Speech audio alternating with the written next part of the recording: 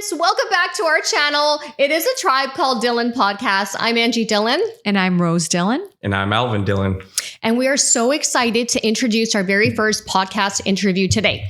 The individual, unfortunately, is not here because sometimes with technology, these things happen. We did not realize after the interview was done that my introduction to the episode did not record. So we're excited here. We're back again. The team is here to talk about this Enlightenment series that I want to call it.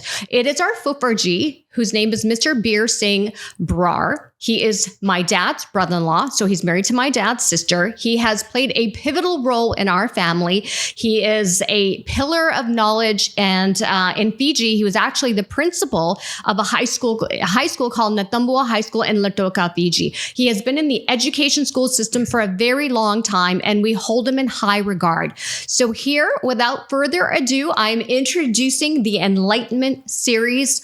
It's going to be a 4-part series, and we're so excited to share the content with you. I hope you enjoy. Excited to have you. As I mentioned, I know it's not every day that we get the opportunity to speak to one of our elders. I know you're very highly regarded in our family. Everyone looks up to you. And I know we have always looked up to you for wisdom, guidance, whatever it is, just because of the nature of all the roles that you've played over the years. But why do you think it obviously seems, I don't know if it's in the West or just in general in society, why do you think the teachings of our gurus and the premise behind why Sikhism was formed, the dialogue of what the truth is, be good, be kind, treat everybody with respect, equality, why do you feel that's been distorted along the way, or it's been lost in translation now as we're moving on with generation and generation? Do you feel there's been a distortion or loss in translation of what our culture is about?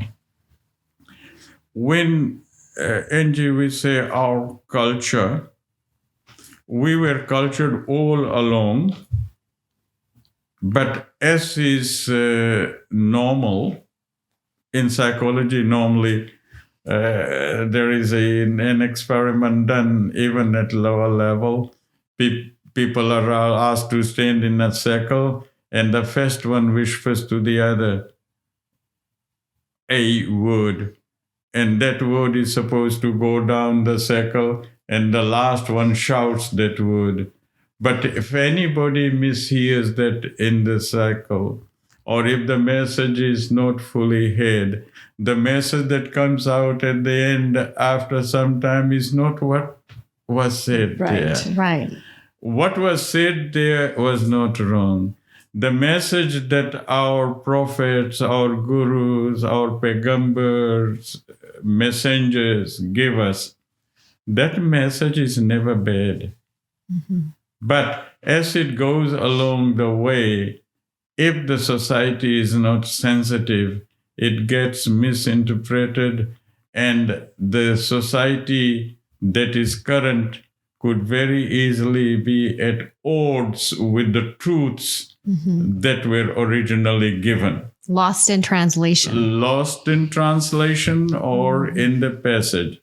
This is why our gurus not only gave us the message, which every religion worth being called religion gives, but they also documented it and they left it in their own times. It's not a hearsay. Mm-hmm. It is the first-hand experience recorded by those who experience the divine feeling. Mm-hmm. Okay? That's why Guru Granth Sahib is our perpetual guru, and we were blessed in time with individual gurus. Mm-hmm. Guru Gobind Singh Ji was so far-sighted. He gave us a perpetual guru so that there is no longer quarrels as to who is the leader. Okay. He is the leader. And when Guru Nanak Dev Ji started this trend of thoughts, the messages he felt, at that time, the society was a hodgepodge of rituals and misinterpreted messages. Mm-hmm. So he gave the direction, and those who followed that direction became the learners, the Shishyas, the Sikhs. And it came along the passage with the 10 gurus and so many bhakts and so many illustrious Sikhs. When Guru Gobind Singh Ji was there, he really formed the final organization of Khalsa. It is evolution of Sikhs to Khalsa. And Guru Gobind Singh Ji gave it the final form. So that we don't get lost along the way, he gave us kakars with deep meaning, that we maintain not only identity, not to be separate from others. Sikhs believe in universal brotherhood and oneness of God. Okay? But it is that this good flow does not come to an end. And even nowadays, it is there. The Sikh can never hide. Wherever I go, I don't carry flags, but who will mistake me? In fact, so many people have said, "You from India?" "No, I'm from Fiji." "Oh, for God's sake, the truth is truth. It is just the same, whether it is where Guru spoke or where those who cherished that carried it. If you have a seed in your farm, you carry it to a big distance and plant it, you'll still have the same product. Yeah. And that's how I feel. Do you have anything to add, either of you? I have a question, if Go you ahead. don't. No, Yeah. go ahead. Okay. Oh, good, thank you. Fufarji, if I can ask you, I would like your perspective or your take on this. What is the difference, or is there a difference between religion and spirituality? Because there's so much talk about this. Spirituality is the fundamental substance. It is the essence. Religions are the practice of that essence as people have understood and people have been guided. Okay. In spirit, a true Muslim, a true Sikh, a true Hindu, a true Christian, or for that matter, anybody who is really spiritual will not be different, may look different, but their values would be fundamental and all-embracing. Without spirituality, a religion is sterile. Okay. If spirituality is there, a religion is fertile. So if you tell me, does one exist with the other, without the other? No. Okay. They are the same. But how many religions emphasize the spirit of the messengers who form that religion? That differs. That is in practice. And this is why you have fanatics and some of the most cruel people who hide behind the religion and torture the rest of the humanity. I want to add to that too. So that was my question that I have is, I feel when I meet a lot of religious people, it's come to the temple for hours and listen to us speak or pray. To me, true religion is where I can help others, where I'm in service. How do you feel about that? They come to the temples and be there for a long time so that they can just listen, I guess, or like I guess I'm trying to say is God in temples or is God in all of us? And absolutely. God is not restricted to any place, any time, any being. God is everywhere, all the time. He is within us. He is outside us. there is a verse which says, "Tu daryao sab tujh hi maa hai." You are the vast river. Everybody is submerged in you. Ask a fish, where is water? If the fish is simply looking outward, he'd say, "Oh, there, there, there."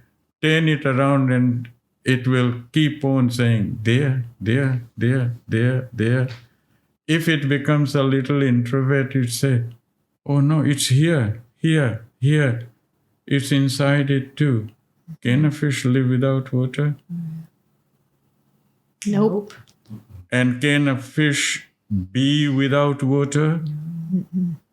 Nope. No. We are all submerged in God, but we never recognize till somebody comes and tells us. It's like the fish in water. God is everywhere. He's not in heaven, and it's not that he's not in hell. He's everywhere. Okay? But one has to realize, if we had that sight and ability to realize him, then we wouldn't need gurus.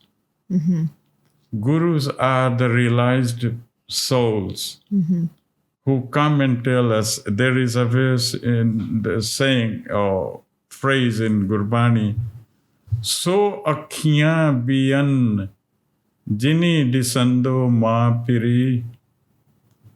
Lord, I cannot see you with these eyes because the eyes that see you are different and I don't have them. Guru gives us that sight. Guru gives us that gyan. And then we are able to see, but it's not with your eyes.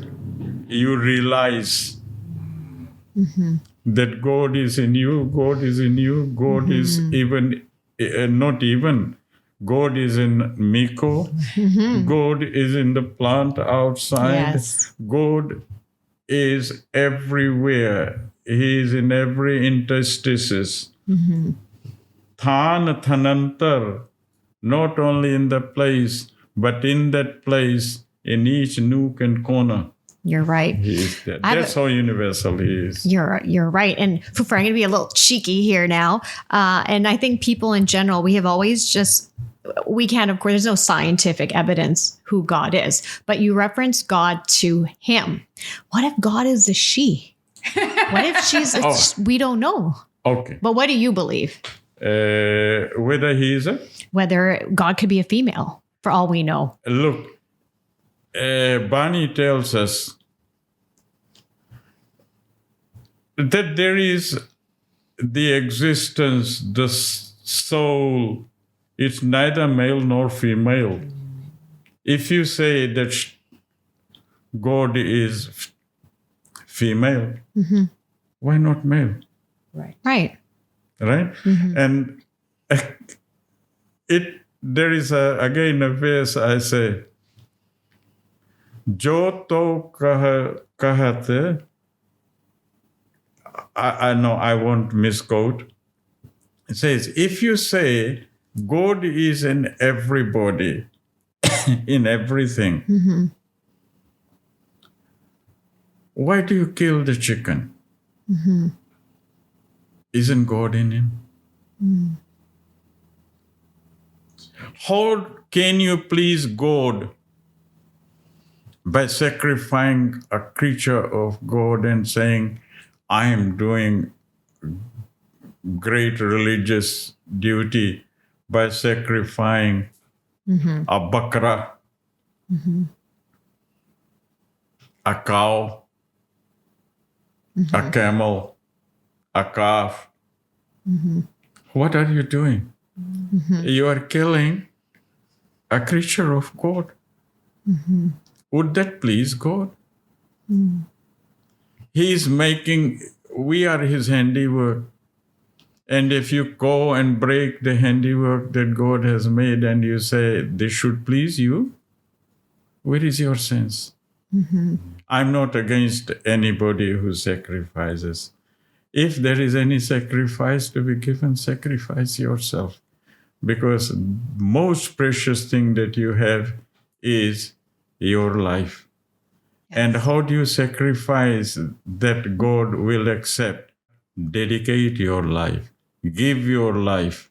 As so many wonderful people in monasteries and in gurdwaras have done, they have sacrificed. Is it a sacrifice when you are gaining? It's not a sacrifice. It's not a loss. In giving, you are gaining more. Yes. Are you getting me? Yes. But you don't give to gain more. There is no gain or loss when you sacrifice. It is in love that you do. Look back at your parents. Nowadays, of course, they take time off. They go for their own whims and fancies. I'm not against them. God bless them. If they have abundance, they would do. But I remember my parents, they never took a break. They never went on picnic. They never bought any luxury for themselves. They bought us cars, they bought us radios, they bought us beautiful lights to study in, tables, chairs, and wonderful clothes. My father, mother never refused me any money that I wanted for education or anything like that. If I wanted to waste it on something, that's a better ਹੋਰ ਕੋਈ ਚੰਗਾ ਕੰਮ ਨਹੀਂ ਜਿਹਦੇ ਤੇ ਤੂੰ ਖਰਚਾ ਕਰ ਸਕਦਾ. And that made me think.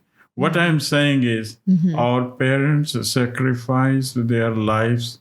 Think of your Baba. Think of your Dadi.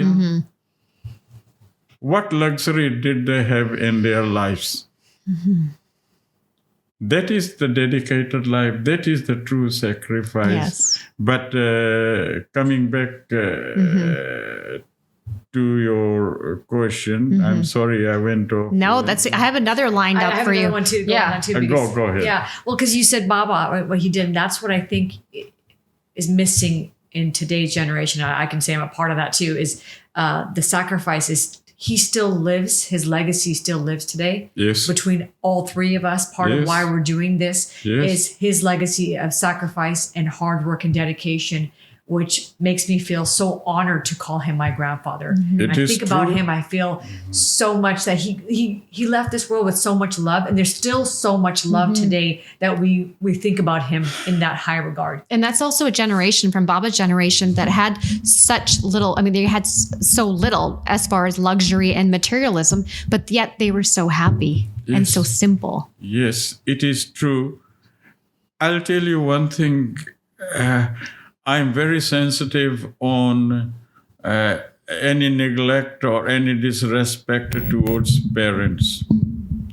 I cannot overemphasize, they are not only your first teachers, they are godlike because they sustain you, they maintain you, they clothe you, they sit and cry with you when you are sick. Who does that in your life later on?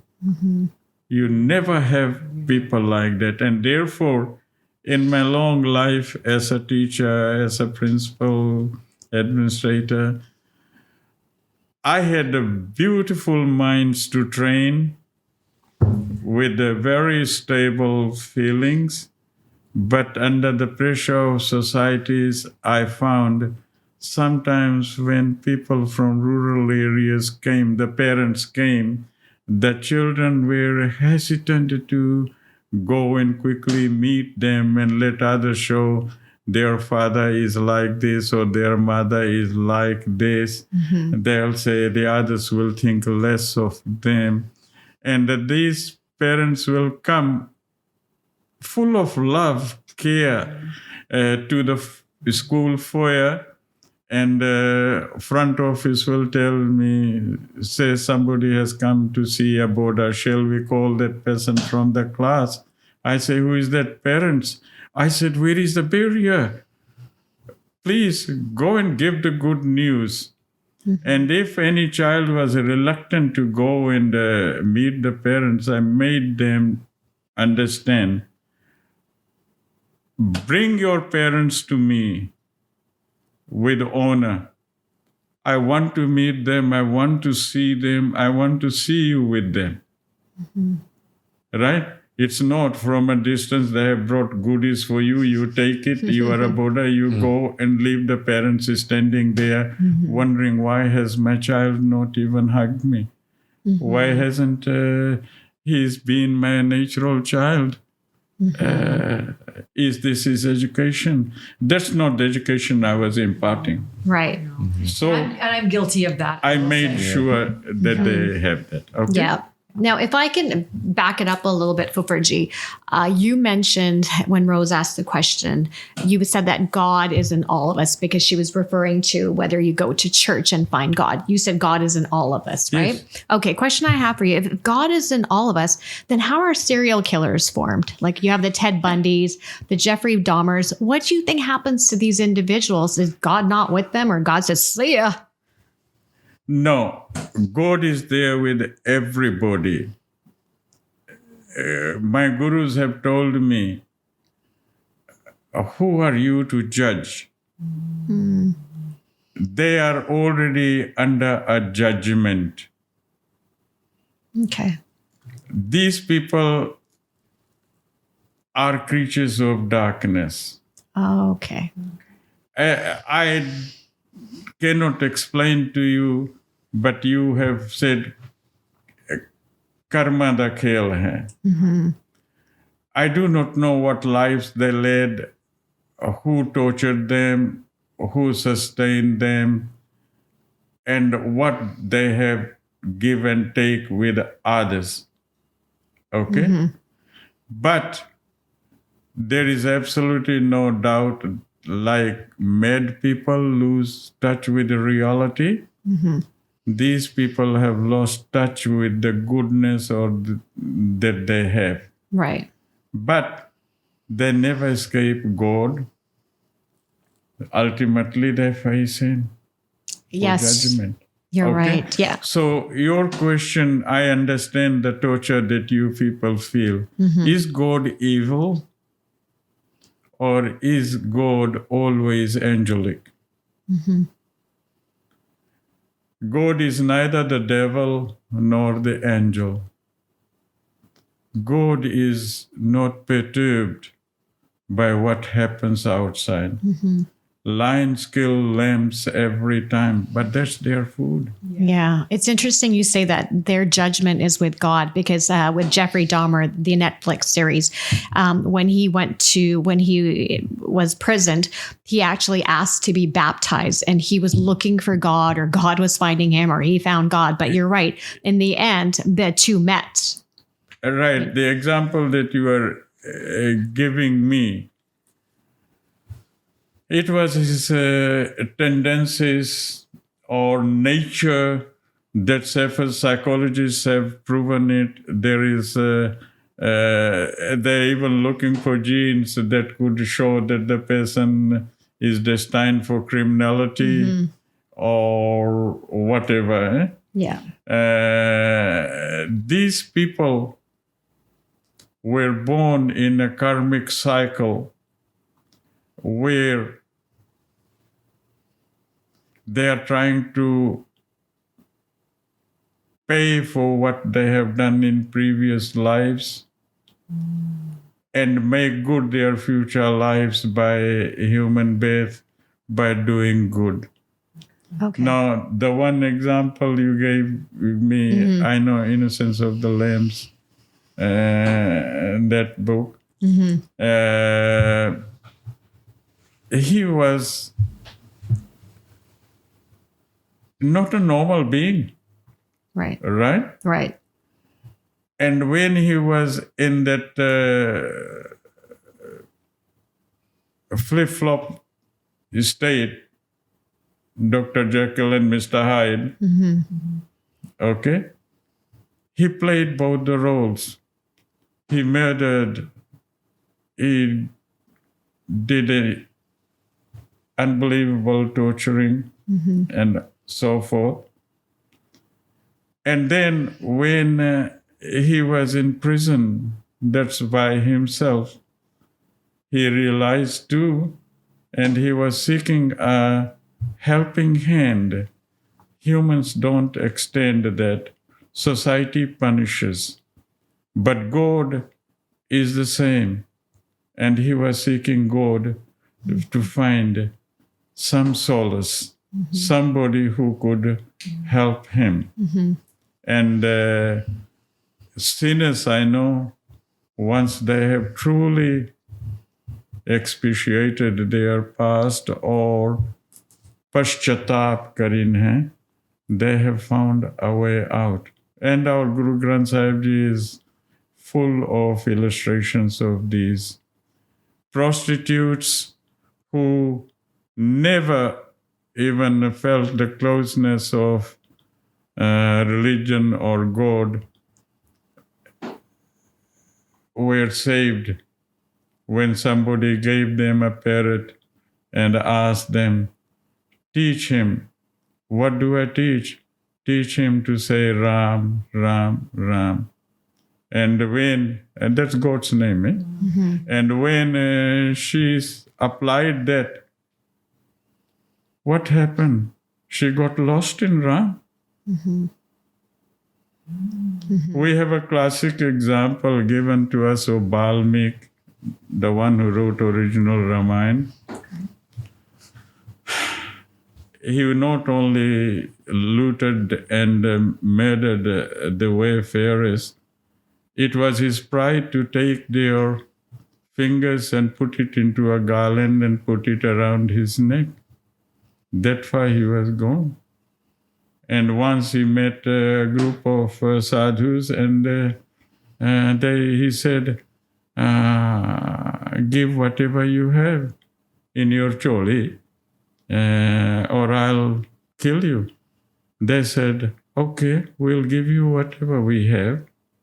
But do you know तुम बुरे कर्म करता है और इसके फल तुम्हें भुगते के पड़ी? बोले no. बोले I have to feed my parents, I have to feed my wife, I have to feed my children. This is my way. They said, okay, we'll not go anywhere. You go and ask them if they will share the fall of your karma. When he went to the parent and they said, this is what the strange people asked me. They said, beta, it's your farz to look after us and feed us. How can we take part in what you do? It's your duty to go and earn and look after us as we looked after you. The wife said, you are my husband, and it's your duty to bring things into the house, my duty to look after the house and take care of the children. In short, nobody stood by him for karma da phal. He went back to the people and the sadhus were still there. And they said, what is your answer? He fell at their feet and he said, forgive me. Nobody wants to share what's my lot to come. And please tell me how I can escape. The mythology or the story goes that they said, you asked us to give us what's in your choli. We will give you. It is God's name. But since you don't recognize God and you are afraid of death, you stand here and just concentrate and say, Mara, Mara, Mara. I'm dead because of what I have been doing. I'm in a spiritual dead. But if you keep on saying Mara, Mara, Mara, you end up with Ram, Ram, Ram. Okay. Mara, Mara, Maram, Mara, Maram. Yeah, okay. And he got lost in Ram. Okay. And that's God's name they gave him. And then he found enlightenment. And as we know, Ramayana is an epic poem read by millions and learned from lessons from that. Hindus have one of the mainstays of that. Of course, he wrote in Sanskrit, and Tulsi later on translated into Hindi. But that now, what I'm saying is this: we cannot judge anybody. Society judges to punish. God judges to give you your desserts and help you to come up to get the sweet desserts rather than what we say, Joni में घूमो, life and death में पढ़ के हमेशा सफा करते रहो. Right. Hey friends, I hope you, or I should say, we hope you enjoyed Enlightenment series with Mr. Bir Singh Brar. Was that not such a, I don't know how to say the word, but like aha, like there was aha moments, like Oprah says. Deep, yeah. Very deep. I don't know about you, but I definitely got a shift in my mind. Absolutely. I feel woke. It is. And that's why we call it, I'm calling it the Enlightenment series. So we hope you, our listeners and our viewers, were able to take away some valuable pieces of information from that podcast interview. And guess what? There's going to be some more. We're calling it the Enlightenment series. So that is, stay tuned because we're going to be dropping a few more episodes from that amazing interview in the months to come. Until then, please stay safe. Please stay safe. See, this is what happens when you get too excited. Please stay safe. Take care of yourself. And we'll be back next week. We are a Tribe Called Dhillon podcast signing off. Bye for now. Bye-bye.